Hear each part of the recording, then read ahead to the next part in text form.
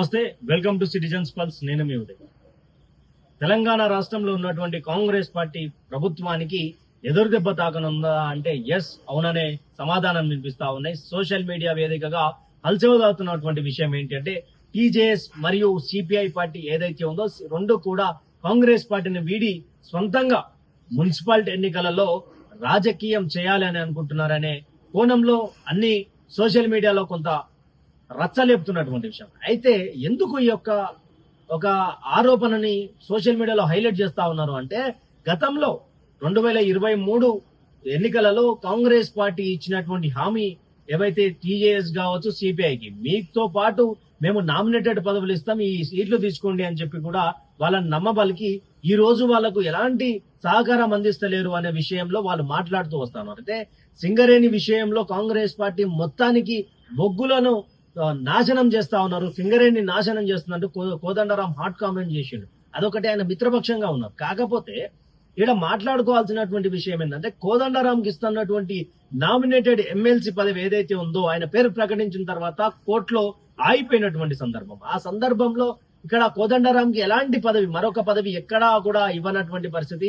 అదేవిధంగా Congress party nominated పదవులను ఇస్తామని ఇచ్చినటువంటి హామీలో భాగంగా ఎక్కడా కూడా టీజేఎస్ కి గానీ సిపిఐ గానీ ఇవ్వనటువంటి పరిస్థితి. ఇవన్నీ కూడా మనసులో పెట్టుకున్నటువంటి ఈ మిత్రపక్షాలు పెద్ద ఎత్తున ప్రజా వ్యతిరేకత వస్తుంది కాంగ్రెస్ పార్టీ మీద అనేది గ్రహించి కాంగ్రెస్ మీద ప్రజా వ్యతిరేకత ఎక్కువగా ఉన్నది, దీనిపై మేము కాంగ్రెస్ పార్టీకి దూరంగా ఉండాలనే ఆలోచన చేస్తున్నట్టుగా సోషల్ మీడియాలో చక్కర్లు కొడతా ఉన్నది. మరొక విషయం ఏంటి అంటే, ఇక్కడ సిపిఐ పార్టీకి సంబంధించినటువంటి కొత్తగూడెం, ఖమ్మం జిల్లాలలో ఎక్కువగా ఓట్ బ్యాంక్ ఉన్నటువంటి పార్టీగా ఉన్నటువంటి సిపిఐ అక్కడ ఏం చేసిందంటే, మున్సిపాలిటీ ఎన్నికలలో మేము పోటీ చేయాలనుకున్నటువంటి తరుణంలో ఇక్కడ మంత్రి పొంగులేటి ద్వారా వీళ్లకు నిరసన సెగ తాకుతా ఉన్నది. మున్సిపాలిటీలలో ఎక్కడా కూడా సిపిఐ పార్టీకి సంబంధించినటువంటి నేతలను లేకుండా కాంగ్రెస్ పార్టీనే క్యాడర్ ని నిలబెట్టే ప్రయత్నం చేస్తా ఉన్నాడు అంటూ కూడా ఒక పెద్ద ఆరోపణ సిపిఐ మరియు కాంగ్రెస్ మధ్య ఒక వైరం నడుస్తా ఉన్నది.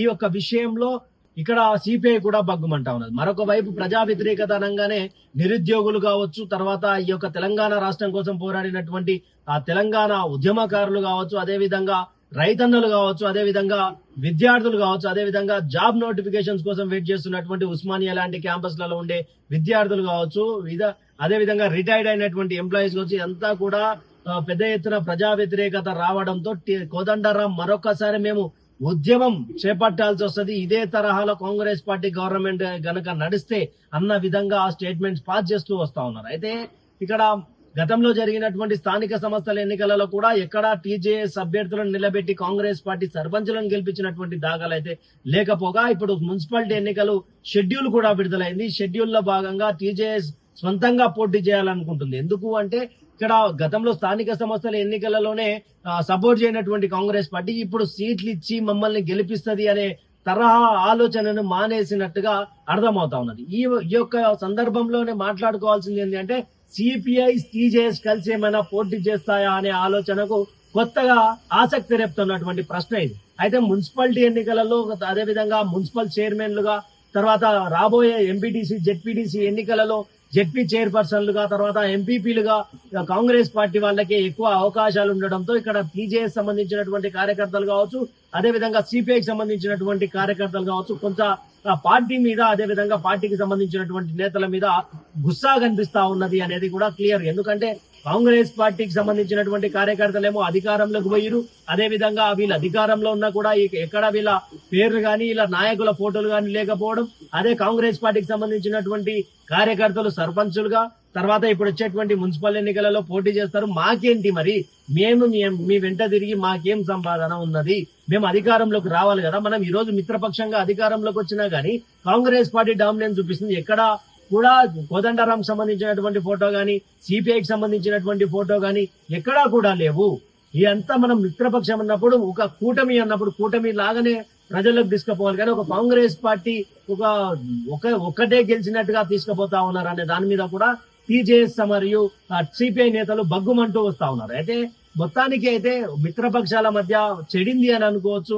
ఇప్పుడు సిపిఐ టీజేఎస్ కూడా కలిసి పోటీ చేసి కాంగ్రెస్ పార్టీకి ఏమైనా బీటలు వారిస్తారా అనేది కూడా ఆలోచన చేయాలి. అయితే ఇక్కడ మొత్తానికి ఎంత రాజకీయం నడుస్తా ఉంటే మరొక వైపు కక్ష సాధింపు చర్యల్లాగానే ఫోన్ ట్యాపింగ్ సంబంధించినటువంటి కేసులు ఉన్నాయి. అసలు ఇవన్నీ తీయాల్సిన అవసరం ఏమున్నది? అసలు మొన్న హరీష్ రావు, తర్వాత కేటీఆర్, తర్వాత ఈరోజు సంతోష్ రావు, తర్వాత వీళ్ళందరూ కూడా అంటే కక్ష సాధింపు చర్యల కోసమేనా ఈ రోజు మీరు రాజకీయం చేస్తున్నదన్న విధంగా కూడా మిత్రపక్షాలు కాంగ్రెస్ పార్టీని క్వశ్చన్ చేస్తా ఉన్నాయి. మరొక విషయం ఇక్కడ రైతన్నలకు సంబంధించినటువంటి రైతు రుణమాఫీ విషయంలో కావచ్చు, రైతు భరోసా విషయంలో కావచ్చు, 6 గ్యారెంటీల పేరు మీద ఇచ్చినటువంటి హామీ ఏదైతే ఉన్నదో ఆ అమలు కానటువంటి హామీల గురించి కూడా కోదండరాం బయటకు వచ్చి మాట్లాడే ఆస్కారం ఉంటది.